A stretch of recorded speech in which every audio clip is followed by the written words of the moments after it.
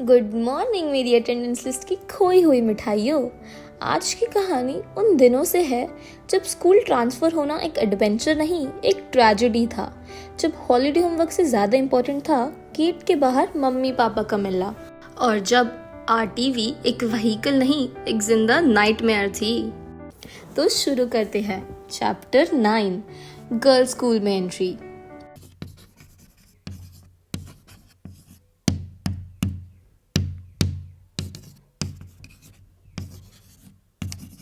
मैं क्लास 3 में थी।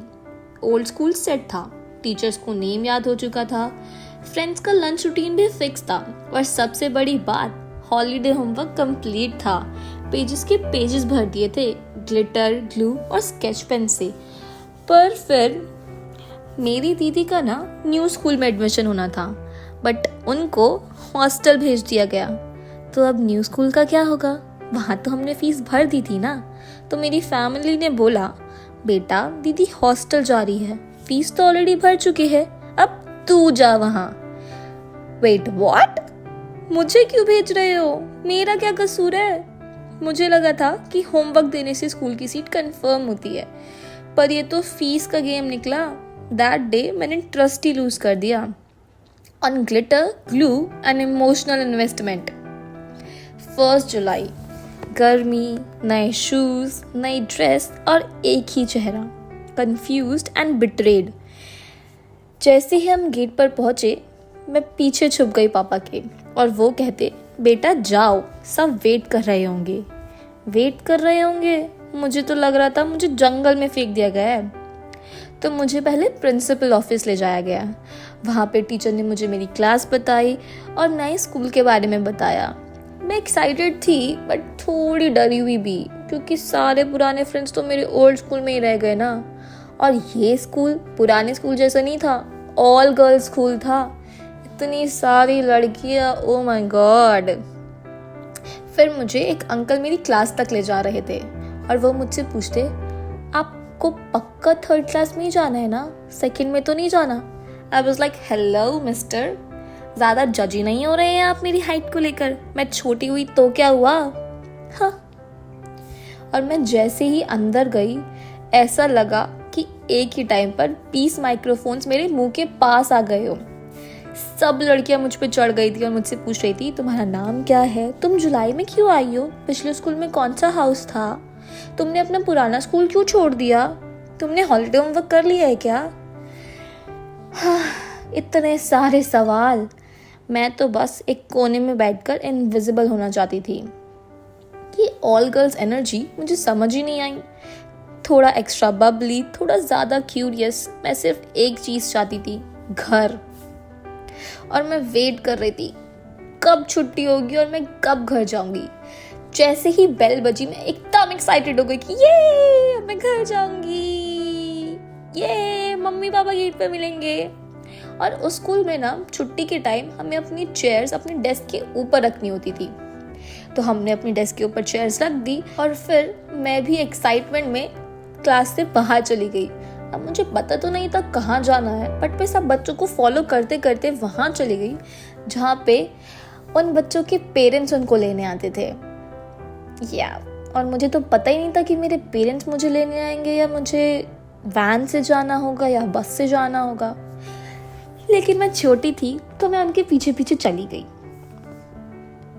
Simple right? गेट के पास खड़ी हो गई। एक एक बच्ची जा रही थी, किसी की मम्मी ने उन्हें गले लगाया तो किसी के पापा ने उन्हें जूस दिया, और मैं उनके पीछे पीछे गेट को घूरती जा रही थी कि कब मेरे मम्मी पापा आएंगे। 10 मिनट, 15 मिनट, गेट तो वही था बट मेरे मम्मी पापा नहीं आए। मुझे लगा शायद ट्रैफिक में है या आर्कटिक में फंस गए हैं, बट फिर सब चले गए और मैं अकेली रह गई। मैं गेट के पास वो छोटी सी स्टैचू बन गई थी जिसे कोई नोटिस नहीं करता, पर उसका दिल फुल स्पीड से धक धक करता है।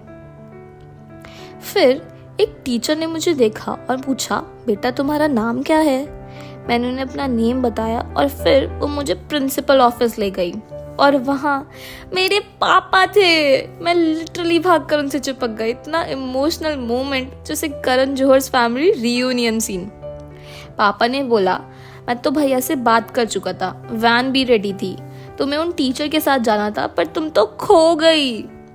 और फिर वर्डिक्ट आया, अब वैन वाले भैया तो चले गए क्योंकि उन्हें लेट हो रहा था। तो अब तुम आरटीवी में जाओगी। आरटीवी? एक मिनी बस जिसमें 30 बच्चे और सिर्फ 15 सीट्स, जहां तुम्हें हवा नहीं एल्बोज मिलते हैं, जहां तुम्हें खिड़की नहीं किसी के बालों के पीछे बैठना होता है, और जहां तुम्हारा बैग तुम्हारे सिर पे गिरता है।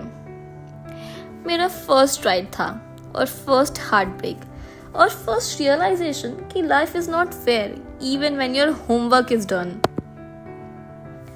शाम को घर पहुंचे, मम्मी ने चाय बनाई और पापा ने पूछा कि कैसा लगा न्यू स्कूल।